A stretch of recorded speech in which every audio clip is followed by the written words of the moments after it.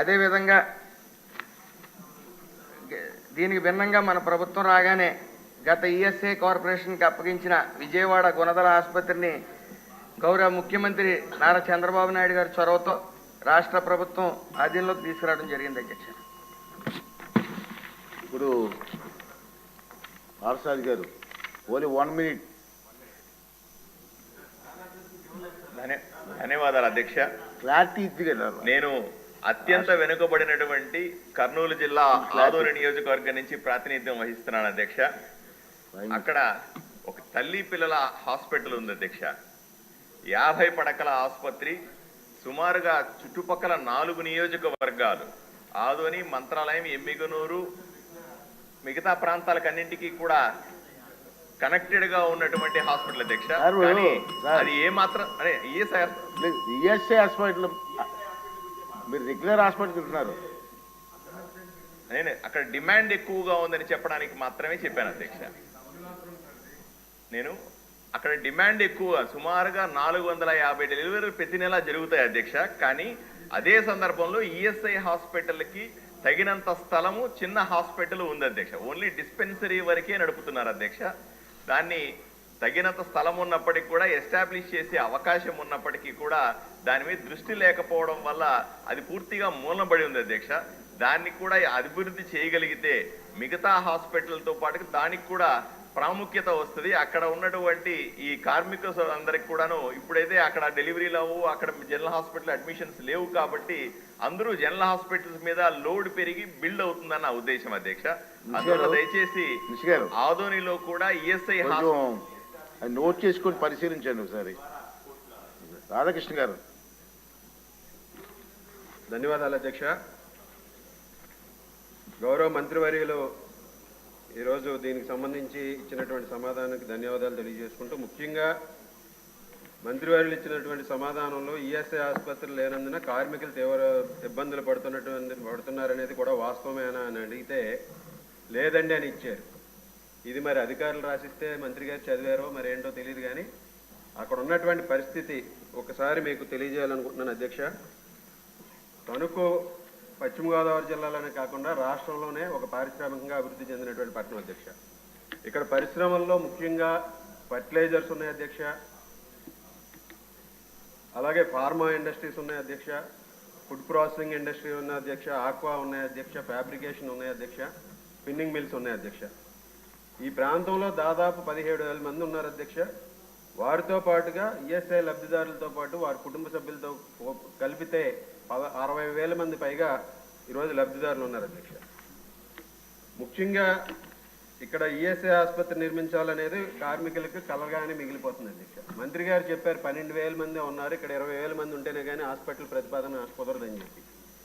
ఇక్కడ నేను చెప్పేది కేవలం ఇది తణుకు పట్టణానికే చూడకూడదు అధ్యక్ష. పశ్చిమ గోదావరి జిల్లాలో పాలకొల్లు కానీ, భీమవరం కానీ, ఇటువంటి ప్లేసెస్ నుంచి కూడా తాడేపల్లిగూడెం కానీ ఇవన్నీ కూడా ఇప్పుడు డైరెక్ట్గా రాజమండ్రికి అనుసంధానమై ఉండటం వల్ల అక్కడికి వెళ్తున్నారు అధ్యక్ష. ఇక్కడ 20,000 మంది పైగా ఈ జిల్లాలో ఉన్నటువంటి వారందరూ కూడా తణుకు నుంచి కేవలం 50 కిలోమీటర్ల దూరంలో ఉన్న రాజమండ్రికి, పాలకొల్లు నుంచి కానీ ఇతర ప్లేసుల నుంచి కానీ అన్నిటి నుంచి కూడా దూరంగా ఉన్నటువంటి రాజమండ్రిలో హాస్పిటల్ ఉంది అధ్యక్ష. ఇది కూడా పరిగణలోకి తీసుకోవాలి. ఈరోజు ఈ కార్మికులకి అవసరాలకి తగిన విధంగా ఆసుపత్రి నిర్మాణంలో మనం శ్రద్ధ చూపాల్సినటువంటి అవసరం ఉంది అధ్యక్ష. గతంలో 2014-19లో గౌరవ ముఖ్యమంత్రి చంద్రబాబు నాయుడు గారు ఆ రోజు ఇక్కడ ఈఎస్ఐ హాస్పిటల్కి ప్రతిపాదన పంపితే శాంక్షన్ చేయడం జరిగింది అధ్యక్ష. ఆ రోజు కార్మిక శాఖ మంత్రులుగా ఉన్నటువంటి అచ్చెన్నాయుడు గారు, పేతాని సత్యనారాయణ గారు ఇద్దరు ఇక్కడ ఉన్నారు అధ్యక్ష. ఆ రోజు ఇక్కడ శాంక్షన్ వచ్చింది. నేను ఆ రోజు ఎకరా 14 సెంట్లు స్థలాన్ని కూడా చూపించి ఇక్కడ హాస్పిటల్ నిర్మాణం కూడా ఫైనలైజ్ అయ్యింది. టెండర్ల దశలోకి వచ్చినప్పటికీ ప్రభుత్వం మారటం వలన దాన్ని వైకాపా ప్రభుత్వం వచ్చిన తర్వాత కోల్డ్ స్టోరేజ్లో పెట్టడం జరిగింది అధ్యక్ష. ఇది ఒకసారి నేను మీ ద్వారా మంత్రి గారి దృష్టికి, అధికారుల దృష్టికి తీసుకొస్తున్నాను. అక్కడ స్థలం కూడా అన్నీ కూడా దానికి అన్ని పేపర్ వర్క్ అంతా కూడా పూర్తిగా ప్రతిపాదనలు పంపి ఈఎస్ఐకి అనుసంధానం చేయడం జరిగింది అధ్యక్ష. ఆ స్థలాన్ని కూడా ఈరోజు ఈ కార్మికులకి ఒకసారి చూస్తే ఇక్కడ డిస్పెన్సరీ ఏదైతే ఉందో ఆ డిస్పెన్సరీలో సగం పైగా సిబ్బంది లేరు అధ్యక్ష. ఇది అద్దె భవనంలో నడుస్తుంది. అక్కడ చూస్తుంటే ఆ డిస్పెన్సరీకి వెళ్ళి చూస్తే చాలా ప్యాథటిక్ కండిషన్స్లో ఉన్నాయి అధ్యక్ష. 15 మందికి పోస్టులకు గాను కేవలం 8 మంది అక్కడ పనిచేస్తున్నారు అధ్యక్ష. వారిలో ప్రధానంగా 2 వైద్యులు ఉన్నారని చెప్పారు. వారు కూడా నేను అనుకోవడం అక్కడ ఫుల్ టైం కాదు, వాళ్ళు కూడా అక్కడ డిప్యుటేషన్ పై వచ్చి పనిచేస్తున్నారు అధ్యక్ష. అలాగే ఫార్మాసిస్టులు 2కి గాను 1 మాత్రమే ఉన్నారు అధ్యక్ష. ఎంఎన్ఓ, వాచ్మ్యాన్ ఇటువంటివన్నీ అటెండర్ పోస్టులు అన్నీ కూడా ఖాళీగానే ఉన్నాయి అధ్యక్ష. అలాగే ప్రాథమిక పరీక్షలు ఏదైతే ఉన్నాయో ఇక్కడ హాస్పిటల్లో ఉన్నటువంటి సౌకర్యాలు పూర్తిగా లేనందువలన డిస్పెన్సరీలో ప్రాథమిక పరీక్షలు కూడా పూర్తిగా చేయట్లేదు అధ్యక్ష. ఈరోజు చాలామంది కార్మికులు మా దగ్గరకు వచ్చి రిప్రజెంటేషన్ చేస్తున్నారు అధ్యక్ష. ఇక్కడ ఈఎస్ఐ డిస్పెన్సరీలో సరైనటువంటి సౌకర్యాలు లేవు, సరైనటువంటి సిబ్బంది లేరు, కాబట్టి చాలా ఇబ్బందులు ఉన్నాయని.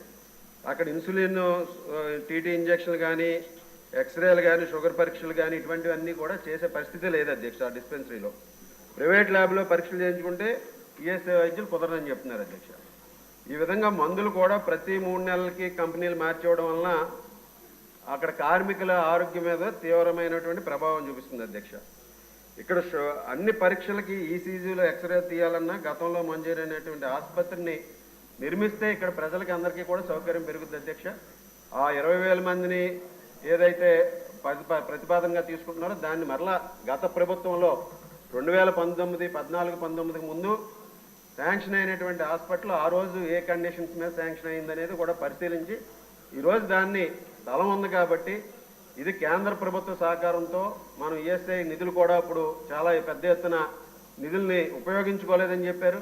ఈరోజు ఇక్కడ నిధులను ఉపయోగించుకొని అక్కడ కార్మికులకి సౌకర్యాన్ని పెంచాలి. ఈరోజు ఈ ప్రభుత్వం, చంద్రబాబు నాయుడు గారి ప్రభుత్వం ఒక పారిశ్రామికల్ని ప్రోత్సహిస్తుంది. అదేవిధంగా కింద స్థాయి ఉద్యోగస్తుల్ని, కార్మికులు వారి వెల్ఫేర్ని కూడా చూడాల్సిన బాధ్యత మనకు ఉంది కాబట్టి అధ్యక్ష దీని నిర్మాణానికి సరైనటువంటి చర్యలు తీసుకుని మంత్రి గారు కూడా దీని మీద దృష్టి పెట్టి అక్కడ ఈఎస్ఐ హాస్పిటల్ నిర్మాణానికి 30 బెడ్ల హాస్పిటల్కి నిర్మాణానికి ఆ రోజు అన్నీ కూడా పూర్తయినాయి. ఆ ఎకరా 14 సెంట్ల స్థలం కూడా రెడీగా ఉంది అధ్యక్ష. గత ప్రభుత్వంలో 2019 ముందు అది ఆగిపోయింది. ఈరోజు ఇప్పుడు మొదలు పెడితే దాన్ని మళ్ళీ ఈ ప్రభుత్వంలో మనం అధికారంలో ఉంటాం. అలాగే మనం దీన్ని పూర్తి చేసి అక్కడ కార్మికులందరికీ కూడా కేవలం ఇది తణుకు ప్రాంతం మాత్రమే చూడొద్దు అధ్యక్ష. జిల్లాలో ఉన్నటువంటి అన్ని పట్టణాలకి అనుసంధానమై ఇక్కడ ఈఎస్ఐ హాస్పిటల్ కార్మికులకి వెల్ఫేర్కి, వారి సంక్షేమానికి ఉపయోగపడుతుంది కాబట్టి దీని నిర్మాణాన్ని చేపట్టాలని ఈ సందర్భంగా మీ ద్వారా మంత్రి గారికి, అధికారులకి తెలియజేస్తున్నాను.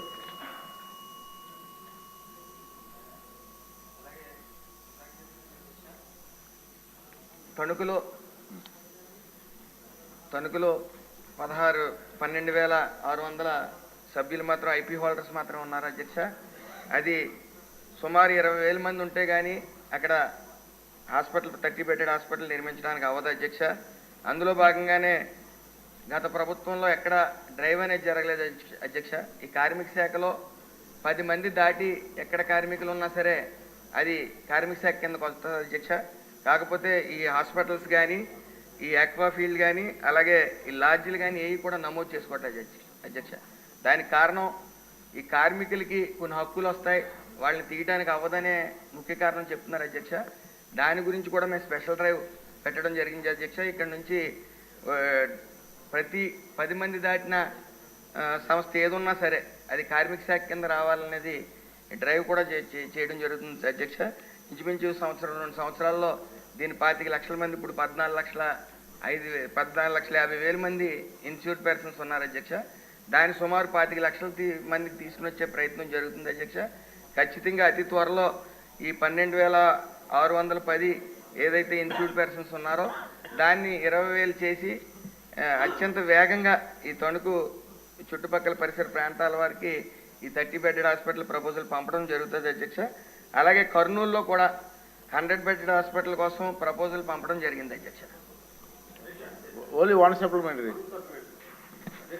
మంత్రి గారు 12,000 మంది ఉన్నారు, 20,000 మంది ఉండాలని చెప్తున్నారు అధ్యక్ష. గత ప్రభుత్వంలో, మన తెలుగుదేశం ప్రభుత్వంలో అక్కడ హాస్పిటల్ శాంక్షన్ అయింది అధ్యక్ష.